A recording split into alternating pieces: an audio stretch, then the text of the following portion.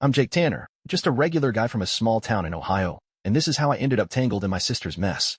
Growing up, people always said I was the dependable one. My sister, Ellie, she was the wild card, pretty, loud, always chasing something shiny. Mom called me the Rock, said I kept things steady while Ellie spun like a tornado. Back then, it felt good to hear that. Made me think I had a purpose, you know? But purpose can turn into a leash if you're not careful, and I didn't see it coming until it was choking me. It started simple enough. Ellie moved to Columbus after high school, chasing some dream of being a singer or a model or whatever she was calling it that week. Me, I stayed closer to home, got a job fixing diesel engines at a shop in Mansfield. It wasn't glamorous, but it paid the bills, $45,000 a year, enough to keep my head above water. I lived in a one-bedroom apartment, drove a 2010 Ford Ranger with a dented fender, and kept my life quiet. Ellie, though, she was always broke, always calling me with some sob story. First time was maybe 3 years back. She said her roommate bailed, and rent was due. Jake, I'm in a bind, she'd said, voice all shaky. Just $500, I swear I'll pay you back. I sent it. Didn't think twice. She's my little sister, right? You help family. But $500 turned into $700 the next month because her car broke down. Then it was $300 for a new phone because she dropped hers in a bar sink. I'd wire the money through my bank app, watch my savings dip, and tell myself it was temporary. She'd get on her feet, I figured. Meanwhile, I'd skip the occasional beer with the guys or eat canned soup for dinner to stretch my paycheck. Didn't bother me much. I'm not a fancy guy. But then the emergencies got weirder. One time, she needed $1,200 because her cat, Muffin, swallowed a sock and had to go to the vet. Another time, it was $400 for studio time to record a demo she swore would land her a record deal. I'd ask how she was doing, and she'd laugh it off. You're the best, Jake, she'd say, all sweet. I'd be lost without you. Never, thanks, never, I owe you. Just that line, like she was patting me on the head for being her safety net. I kept a mental tally at first, but it blurred fast. By last summer, June 2024, I think, I was sending her $900 every couple of weeks, sometimes more. My truck needed new tires, but I put it off. My buddies stopped asking me to poker night because I'd always say no. I didn't tell them why, didn't want the questions. Ellie's Instagram told a different story, though. While I was eating baked beans out of a can, she was posting pics from rooftop bars and designer sunglasses, sipping cocktails that cost more than my gas bill. Living my truth, she'd caption it. I'd stare at those posts, feeling this knot in my gut, but I'd shake it off. She's my sister. She's just figuring it out, I'd tell myself. Then came the big one.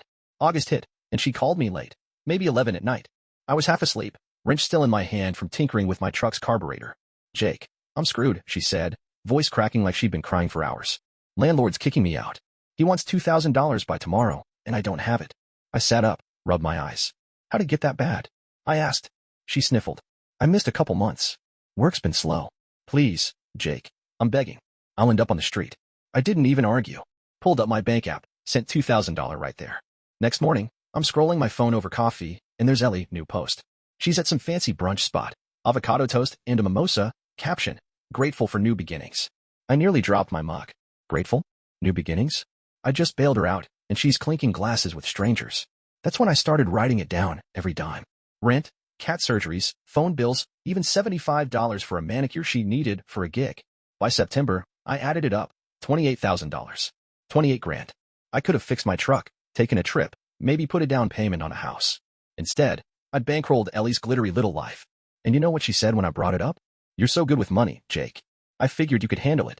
Not sorry, not I'll pay you back, just that, like I was her personal ATM. That's when I knew something had to give, but I didn't know how deep the hook was sunk until she reeled me in one last time. I'm Jake Tanner, and by September 2024, I was starting to feel like a ghost in my own life. My sister Ellie had me on a string, and I didn't even realize how tight she'd pulled it until that month hit me like a wrench to the face. See, I'd been sending her money for almost a year, $900 here, $1,200 there, whatever she needed to keep her Columbus dream alive. I told myself it was fine. I'm the big brother, the steady one, the guy who fixes things. But after that $2,000 eviction bailout and her brunch post the next day, something in me started to itch. I couldn't shake it. I kept going to work, though. Clocked in at the shop, hands black with grease, fixing engines for guys who'd tip me a nod and a 20 if I did it fast. My boss, Ray, he'd razz me sometimes. You look like hell, Tanner, he'd say, tossing me a rag. What's eating you? I'd shrug, wipe my hands, and mutter something about late nights. Truth was, I didn't want to say it out loud, didn't want to admit I was bleeding cash to keep Ellie in cocktails and cat food. My savings account was down to $1,800, and my truck's muffler was rattling so bad I could hear it over the radio. But I kept sending the money every time she called. Then came the call that cracked the dam. It was a Tuesday, early October, sky gray like it was about to dump rain. I was under a semi, tightening a bolt, when my phone buzzed in my pocket. I slid out, wiped my hands, and saw Ellie's name. "Hey," she said when I picked up, voice all small and wobbly. "Jake, I hate doing this, but I'm in deep again." I leaned against the truck, already feeling my stomach sink. "What now?" I asked. She sighed, long and dramatic. "My laptop died. I need it for work, editing videos, posting stuff. It's how I make money. I found one for $1,500, but I don't have it. Can you help? Just this once." I closed my eyes, picturing my bank balance. "Ellie, I'm tapped," I said. "I just sent you $2,000 a month ago." She got quiet, then her voice sharpened. "I know, but this is different. If I don't post, I lose traction. I'll be starting over. You want that for me?" I didn't answer right away. My mind went to her Instagram, those glossy pics of her at coffee shops, yoga classes, some lake trip with friends I didn't know. I'd scroll past them at night, wondering how she afforded it when she was always broke. "How much you really need?" I asked finally. $1,500, she said quick, like she'd rehearsed it. I rubbed my forehead. "All right," I said. "But this is it, Ellie. I can't keep doing this." She perked up. "You're the best, Jake. I swear, I'll figure it out after this." I wired the money that night, ate peanut butter on stale bread for dinner, and tried not to think about how I just pushed my truck repair another month out. Next day, I'm on my lunch break, scrolling my phone, and there's Ellie's new post. Not a laptop. Not a back to work update. It's her at a concert, lights flashing, drink in hand, caption, "Chasing vibes, not worries." I stared at it, grease still under my nails, my thermos of cold coffee sitting next to me. Chasing vibes? I'd just given her my last big chunk of cash, and she's out dancing while I'm eating a gas station sandwich. I didn't say anything to her, though. Just put my phone down and went back to work, jaw tight. That weekend, she called again. "Jake, quick favor," she said, all casual. "I need $200. My power bill's late, and they're threatening to cut it." I was in my kitchen, staring at a stack of my own bills, electric, rent, phone, all due soon. "Ellie," I said slow, "I gave you $1,500 4 days ago. What happened?" She laughed, short and sharp. "Life, Jake. It's expensive. You wouldn't get it. You're so practical." Practical. The word stung, like she was mocking me for not blowing my money on concert tickets. "I can't," I said. "I'm broke." She paused, then her tone shifted, soft again. "Come on, you always come through. It's just $200. I'll owe you big time." I hung up without saying yes or no. First time I'd ever done that. Monday, I checked my phone, and there's a Venmo request, $200, no note, just the number staring at me. I declined it. 2 hours later, she posted a story. "Guess some people only care when it's easy for them." I laughed, bitter and loud, alone in my apartment. That's when I started seeing the line I'd crossed, or maybe the line she'd dragged me over. I wasn't helping anymore. I was enabling, and she didn't even see it. The next call came a week later. She didn't ask for money outright this time. "Hey," she said, voice light. "I'm throwing a Halloween party next weekend. Nothing big, just friends. You should come, it'd mean a lot." I hadn't seen her in person in months, just sent cash and listened to her crises over the phone. "Where?" I asked. "My place," she said. "Columbus. I'll send you the address." I thought about it. My truck could make the hour drive, and maybe seeing her would remind me why I kept doing this. "All right," I said. "I'll be there." She laughed, all bright. "You're the best, Jake. Bring a costume, make it fun." I hung up, wondering if I just signed up for more than a party. Turned out, I had no idea how right I was. I'm Jake Tanner, and by October 2024, I was starting to feel the weight of my sister Ellie's leash, even if I didn't want to admit it yet. That Halloween party she invited me to? I figured it'd be a chance to see her, maybe talk face-to-face about the money, the calls, the way I'd been running on fumes to keep her afloat. I didn't know it'd be the night I'd see her for real, not the sister I thought I had, but the one she'd turned into. The drive to Columbus was rough. My Ford Ranger rattled the whole hour, muffler coughing like it was on its last leg. I'd thrown together a costume last minute. Old flannel shirt, fake blood from the dollar store, called myself a lumberjack zombie. Looked like hell, but it was something.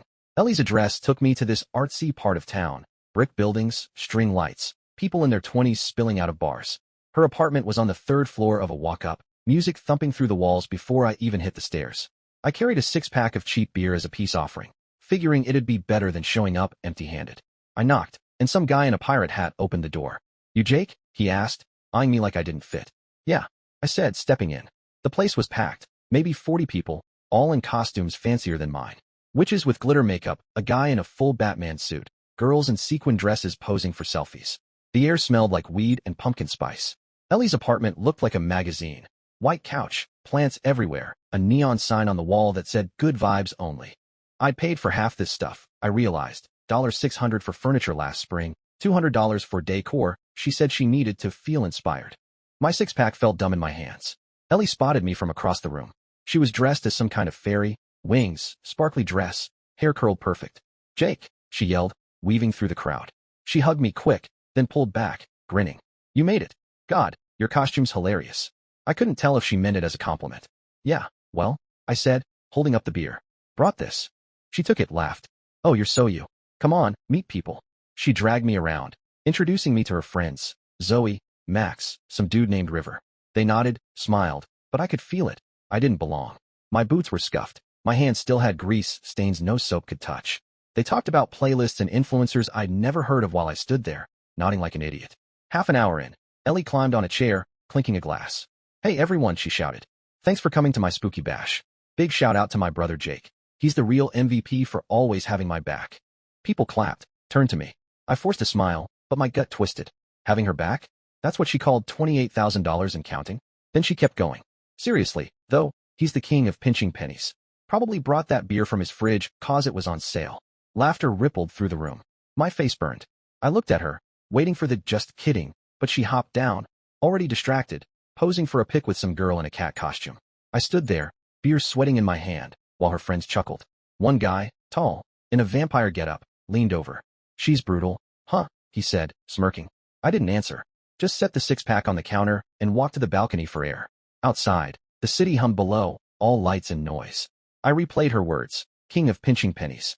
After everything I'd given her, she turned me into the punchline. I thought about the nights I'd skipped dinner so she could pay her electric bill, the truck repairs I'd put off while she bought $80 candles. And here I was, the cheap one. Ellie found me out there maybe 10 minutes later. "You okay?" she asked, leaning on the railing, fairy wings catching the light. "Yeah, I lied. Just hot in there." She nodded, sipped her drink. "Glad you came, though. Means a lot." I looked at her, really looked. Her makeup was perfect, her smile easy. She didn't see it, didn't see me. "Ellie," I said slow, "we gotta talk about the money." Her face shifted, just a flicker. "What money?" she asked, like it was nothing. "The 28 grand I've sent you this year," I said, voice steady. She laughed, waved it off. "Oh, come on, Jake. You're keeping score now? It's not like that." "Not like what?" I pressed. "Like I'm your bank? I'm broke, Ellie. I can't keep this up." She straightened, eyes narrowing. "You're not broke. You've got a job. I'm the one hustling out here, trying to make something. You don't get how hard it is." I stared at her. "Hustling? I saw you at a concert last week. I gave you $1,500 for a laptop." She froze, then shrugged. "I needed a break. You wouldn't understand. You're so practical." There it was again. Practical. Like it was a dirty word. I didn't yell. Didn't storm off. Just nodded. "Yeah, I guess I am." She smiled, thinking she'd won, and went back inside. I stayed out there, watching the city, feeling something shift. That night, driving home, my truck rattling worse than ever, I didn't feel mad, just tired. Tired of being the rock she leaned on while she danced on my back. I didn't know it yet, but that party was the mirror cracking. The Real break was still coming. I'm Jake Tanner, and after that Halloween party in October 2024, something in me went still. Not calm, not peaceful, just quiet, like the hum of my truck's engine when it finally quits. Ellie's words, king of pinching pennies, kept rattling in my head, mixed with the laughter of her fancy friends. I'd driven home that night, hands tight on the wheel, replaying it all. $28,000. A year of my life scraped thin so she could glitter. And she'd turned me into a joke. By the time I got back to my apartment in Mansfield, I was done pretending it was okay. Next morning, I didn't text her. Didn't call. Just went to work, hands deep in a Cummins engine, letting the grease and metal keep me steady. My phone stayed silent. No Venmo pings, no "Jake, I need you" voicemails. I figured she was still riding the high of her party, probably posting pics of her fairy wings and that neon sign I'd half paid for. I didn't check. Didn't want to see it. Instead, I pulled out a notebook, old, spiral-bound thing I used for truck parts lists, and started writing down every dollar I'd sent her. Not just the big ones, but the little stabs too. $50 for gas, $120 for a jacket she had to have for a photo shoot. It took 2 pages, and when I totaled it, $28 for 50, I sat back on my couch, staring at the number like it was a stranger's face. That afternoon, Ray caught me at the shop, head down over a busted alternator. "You all right, Tanner?" he asked, wiping his hands on a rag. "You've been quiet all week." I nodded, forced a grin. "Just thinking," I said. He squinted, like he didn't buy it, but let it go. Truth was, I was thinking about how I'd let Ellie turn me into her shadow. I'd always been the fixer, the guy who patched things up. Mom drilled that into me after Dad left, said I had to look out for Ellie 'cause she was sensitive. But sensitive doesn't mean entitled, and I was starting to see the difference. Monday rolled around, and there it was, a Venmo request. $700, no message, just the number blinking at me like a dare. I stared at it, sitting at my kitchen table with a cup of black coffee. My rent was due in a week, $650, and I had $900 left after bills. She'd picked a hell of a time. I declined it, thumb hovering over the button a second before I hit it. First time I'd ever said no that way. 2 hours later, my phone buzzed. Ellie. Hey, did the transfer mess up? She texted. Landlord's on my ass again. I didn't reply. She called an hour after that, but I let it ring out, watching the screen light up with her name. Tuesday she tried again. Jake, come on. I'm freaking out here. Just $700, please. I'll figure it out after this. I didn't bite. By Wednesday, her tone shifted. Wow, guess you're too busy for me now, she texted. I laughed short, dry, alone in my apartment. Busy? I was eating rice and beans so I could pay my own damn bills. Thursday, she posted a story. Some people switch up when you need them most. Loyalty's rare. I saw it on my lunch break, sandwich halfway to my mouth. Loyalty? I'd given her my savings, my sleep, my pride. She didn't know the word. Friday night, she called again. I picked up this time, too tired to dodge it. Jake, she said, voice all soft and wobbly. What's going on? You're ghosting me. I leaned back in my chair, staring at the ceiling. I'm not ghosting, I said slow. I'm just done. She went quiet. Done with what? She asked, like she didn't know. Done sending you money I don't have, I said. I can't do it anymore, Ellie. I'm broke. She huffed. You're not broke. You've got a job. I'm the one struggling out here. You said you'd always help. There it was, the line she'd used since we were kids. You said you'd always help. Like it was a contract I'd signed in blood. Help's one thing, I said. This ain't help. This is me drowning so you can float. She got sharp then. You're making it sound like I'm using you. I'm your sister, Jake. Family doesn't keep score. I gripped the phone tighter. Family doesn't mock you in front of a room full of strangers after you've bled for them. Silence. Then, that was a joke. You're blowing it out of proportion. I didn't argue. Just said, I'm out, Ellie. Figure it out. And I hung up. Next day, I woke up to nothing. No texts, no calls, just quiet. It felt weird, like I dropped a weight I didn't know I was carrying. I paid my rent, bought groceries, real food, not just cans, and didn't check my phone every 5 minutes for her next crisis. I thought that was it, thought I'd cut the cord. But Ellie wasn't done. Sunday night, there's a knock on my door. I opened it, and there she was, hair messy, eyes red, clutching a hoodie like she'd walked out of a storm. Jake, she said, voice breaking, I need you. Please. I didn't say a word. Just stood there, waiting for the play I knew was coming. I'm Jake Tanner, and when Ellie showed up at my door that Sunday night in October 2024, I knew I was in for a fight, not with her, but with myself. She stood there, looking like a wreck, hair tangled, eyes puffy, hoodie zipped up to her chin like she'd been walking in the cold for hours. Jake, she said again, voice cracking, I need you. Please. I didn't move, didn't step aside. Just leaned on the doorframe, arms crossed, watching her. I'd seen this before, the tears, the tremble, the whole act she pulled when the world didn't bend her way. But this time, it felt different. I felt different. Can I come in? She asked, wiping her nose with her sleeve. I nodded, slow, and let her past. My apartment wasn't much, couch with a rip in the arm, coffee table scarred from years of boots and beer cans, kitchen counter with a stack of dishes I hadn't touched since Thursday. She sat down, pulling her knees up, looking small. I stayed standing, leaning against the wall. What's going on? I said, keeping my voice flat. She took a shaky breath. Everything's falling apart, she said. Rent's late again, $1 for 100 this time. My power's out. I can't work without it, Jake. I'm screwed. I waited. There was always more. She looked up, eyes wet. I didn't mean what I said at the party. It was stupid. I was drunk. I was just trying to be funny. I didn't think you'd take it like that. I tilted my head. Take it like what? Like you humiliated me in front of 40 people who don't even know me. She flinched, but I kept going. You stood there, Ellie, holding a drink I probably paid for, and made me the butt of your joke. After everything. She hugged her knees tighter. I'm sorry, she whispered. I didn't know it'd hit you that hard. I laughed, not mean, just tired. You didn't know? Or you didn't care? She didn't answer, just stared at the floor. I pulled my phone out, opened the notebook app where I tracked it all. $28,000 for $150, I said, reading it off. That's what I've sent you since last November. Rent, phones, cat vet bills, manicures, hell, I even paid for cupcakes for your friend's dog. And you call me cheap? Her head snapped up. I never asked you to keep track, she said, voice sharp now. You offered.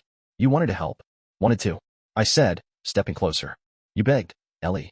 You cried. You called me at midnight. You guilt me every damn time. I ate soup out of cans so you could post pictures of steak dinners. I skipped fixing my truck so you could have a new laptop, or was it a concert ticket? I don't even know anymore. She stood up, hands balled into fists. You're twisting this, she snapped. I'm trying out here. You've got a steady job, a life that works. I don't. You don't get how hard it is to chase something real. Real. I said, voice rising despite myself. I've been killing myself to keep you alive, and you think I don't get hard? I haven't slept right in months, cause I'm always waiting for your next crisis. I gave up therapy I needed, cause I couldn't afford it after your rent. And you're out there chasing vibes while I'm choking. She stared at me, mouth open, then sank back onto the couch. I didn't know, she said, soft again, tears spilling over. I didn't mean to do that to you. I took a breath, steadied myself. You didn't mean to, but you did. And then you laughed about it. She wiped her eyes. I'm your sister, Jake. You said you'd always be there. I thought that's what this was. There it was, the old line, the one she'd leaned on since we were kids. I shook my head. I said I'd help, not carry you. There's a difference, and you crossed it a long time ago. She looked at me, wounded, then angry. So what, you're done? You're just gonna let me crash and burn? I didn't blink. I'm not your bank, Ellie. I'm not your fix. You've got to figure this out. She stood again, grabbing her hoodie. You're selfish, she said, voice shaking. After everything we've been through, you're cutting me off like I'm nothing. I stepped to the door, opened it. Selfish is watching your brother bleed out and calling it love, I said. I'm done bleeding. She froze, then stormed past me, muttering, you'll regret this. The door clicked shut behind her, and I locked it. I stood there a minute, heart pounding, then sank onto the couch where she'd been. The quiet hit hard, no sobbing calls, no Venmo alerts, just the hum of my fridge. I thought I'd feel guilty, thought I'd second guess it. But I didn't. I felt light, like I dropped a chain I'd been dragging for years. I figured that was the end of it, clean break, done deal. But Ellie wasn't the type to let go quiet. 2 days later, I'd find out just how loud she could scream when the money stopped flowing. I'm Jake Tanner, and after I shut the door on Ellie that Sunday night in October 2024, I thought I'd bought myself some peace. I was wrong. The quiet lasted maybe 48 hours, 2 days of no calls, no texts, no Venmo requests blinking at me like a needy kid. I went to work, fixed a couple transmissions, even cooked myself a real meal, steak and potatoes, not some can of mush. For the first time in months, my bank account didn't feel like a ticking bomb. I paid my electric bill, put $50 toward my truck's muffler fund, and slept without my phone buzzing me awake. It felt good, like I'd taken my life back. But Ellie wasn't about to let me off that easy. Tuesday morning, I'm at the shop, elbow deep in a Dodge's oil pan, when my phone lights up. I wiped my hands, checked it, Instagram notification. Ellie posted a story, a black screen with white text. When family turns their back, you see who's real. I snorted, set the phone down. She was fishing, I figured, casting guilt like bait, hoping I'd bite. I didn't. By lunch, she'd doubled down, a picture of her sitting on her couch, lights off, captioned, power's out, but I guess I'm the only one in the dark. I rolled my eyes so hard Ray asked if I was okay. Family stuff, I muttered. He nodded, didn't push. Good man. That night, she texted. Jake, I'm not mad, just hurt. Can we talk? I stared at it, thumb hovering over the reply button. Part of me, the old part, the one mom trained to fix everything, wanted to call, smooth it over. But I remembered her at my door, tears on, guilt dialed up, and how she'd flipped to selfish when I wouldn't cave. I didn't answer. Wednesday, she tried again. I know I messed up at the party, but I'm drowning here. Please, just $500 for the power. I didn't bite. Thursday, the tone shifted. You're really gonna let me fail? Some brother. I laughed, dry, bitter, alone in my kitchen. Fail? I'd held her up for a year while she partied. Friday, it escalated. I'm clocking out, tossing my tools in my locker, when my cousin Mike calls. Hey, man, he says, voice careful. Ellie's been talking to Aunt Linda. She's saying you bailed on her, left her with no heat, no lights. Linda's pissed, says you're cold for cutting her off. I gripped the phone, jaw tight. Cold. I said. I gave her 28 grand, Mike. She mocked me at her party after I paid for half her life. He went quiet. Damn, he said finally. Didn't know it was that deep. She's spinning it like you're the bad guy. I thanked him, hung up, and checked Ellie's Instagram. Sure enough, a new post. Her bundled in a blanket, candle flickering, caption, learning who's got your back when it's cold. Saturday, I ran into Aunt Linda at the hardware store. I was grabbing bolts for my truck. She was in line with paint cans. Jacob, she said, voice sharp enough to cut glass. What's this I hear about you abandoning Ellie? I set my stuff on the counter, kept my cool. Not abandoning, I said. Just done paying her way. She's a grown woman. Linda's eyes narrowed. She's struggling, and you've got a good job. Family helps family. I nodded slow. Family doesn't bleed you dry and call it love, I said. I gave her $28,000 this year. Linda, where's that leave me? She blinked, mouth opening, then shutting. I paid for my bolts and walked out, feeling her stare on my back. Sunday, Ellie went nuclear. She posted a video, her sitting in her dark apartment, voice shaky, tears shining. I thought my brother was my rock, she said. But he's turned his back when I needed him most. Guess blood's not thicker than water. It blew up, hundreds of likes, comments like, what a jerk, and, you deserve better. My phone started buzzing texts from cousins, old friends, even a guy I went to high school with. Dude, you okay? One said. Ellie's trashing you online, said another. I didn't respond. Just sat there, watching her play victim while my name turned to mud. Monday, she showed up again, this time with backup. I'm home, eating chili I'd made, when the knock comes. I open the door, and there's Ellie, eyes red, and behind her, some guy tall, scruffy, wearing a beanie. Jake, she said, this is Tyler. He's my friend. We just want to talk. I leaned on the frame. Talked enough last week, I said. Tyler stepped up. Look, man, she's a mess. She hasn't eaten right since the power went. You're her brother, help her out. I looked at him, then her. She tell you I gave her 28 grand? I said. That I ate beans so she could have steak? That she called me cheap after I paid for her party? Tyler blinked, glanced at her. Ellie's face hardened. You're making me sound awful, she said. I'm not perfect, but I'm trying. Trying's not enough, I said. I'm done being your ATM. She stepped closer, voice low. You'll miss me when I'm gone. I shut the door, locked it, and turned off the porch light. They stood there a minute. I heard her sob, heard him mutter, then footsteps faded. I sat back down, chilly cold now, and felt the quiet settle. She'd turned the family, the internet, even strangers against me. But I wasn't bending. Not this time. I'm Jake Tanner, and by late October 2024, Ellie had turned my life into a damn circus. After she showed up with that Tyler guy, crying and begging while he played tough, I thought she'd hit her limit. I was wrong. She'd spent the week after that painting me as the villain, Instagram sob stories, family phone calls, even that video calling me out by name. My phone wouldn't stop, text from cousins asking what the hell happened, a voicemail from Aunt Linda saying I'd lost my way, even a random, you suck, from some number I didn't know. Ellie built a mob, and I was the guy in the stocks. But I wasn't breaking. Work kept me sane. Monday after Tyler's visit, I'm at the shop, tearing into a rusted exhaust, when Ray pulls me aside. Your sister's blowing up online, he says, scratching his beard. Saw it on my kid's phone. You good? I nodded, wiped my hands. She's mad 'cause I stopped paying her bills, I said. Gave her 28 grand this year, Ray. She called me cheap anyway. His eyebrows shot up. 28? Jesus, Tanner. That's a truck. I laughed, first real one in days. Yeah, tell me about it. He clapped my shoulder. You're solid, man. She'll figure it out.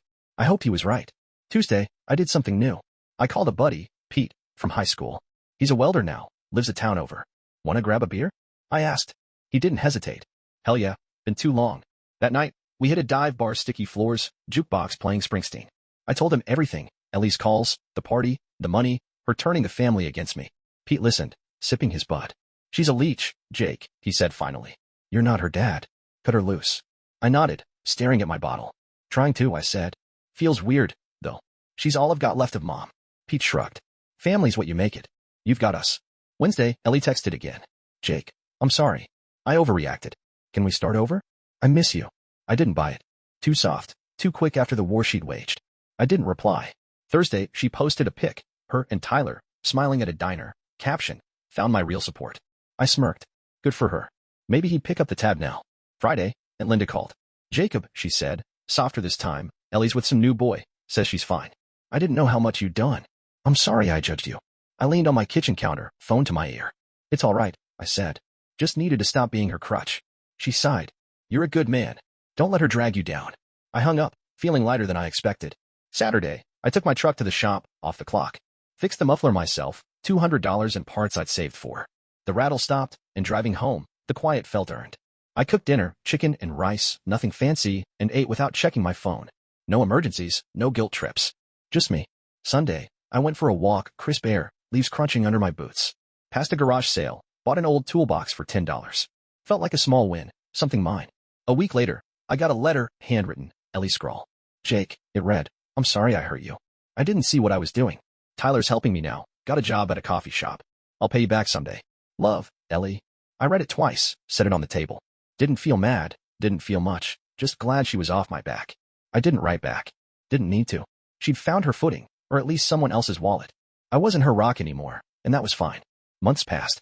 By March 2025, today, as I'm telling this, I'm different. Saved up $3,000, fixed my truck proper, even took Pete and Ray fishing last weekend. Ellie's quiet now, posts coffee shop pics, no more sob stories. We don't talk, but I hear she's paying rent, holding steady. Me? I'm not the fixer no more. I'm just Jake, guy with a job, a beat-up ranger, and a life I don't owe anyone. Family's what I build, not what I bleed for. Last week, I bought a plane ticket, first one ever. Heading to Colorado in May, gonna hike, see mountains. Ellie doesn't know, doesn't need to. This ain't her story anymore. It's mine. Looking back, I wonder why I let it go so long. Mom's voice, maybe, be the rock, Jake. Or maybe I thought giving men mattered. But mattering don't come from emptying yourself out. It comes from standing up, walking away, building something new. Ellie took a chunk of me, money, time, pride, but she didn't take all of me. I've got plenty left, and I'm using it my way now. That's the road I took, and I ain't looking back.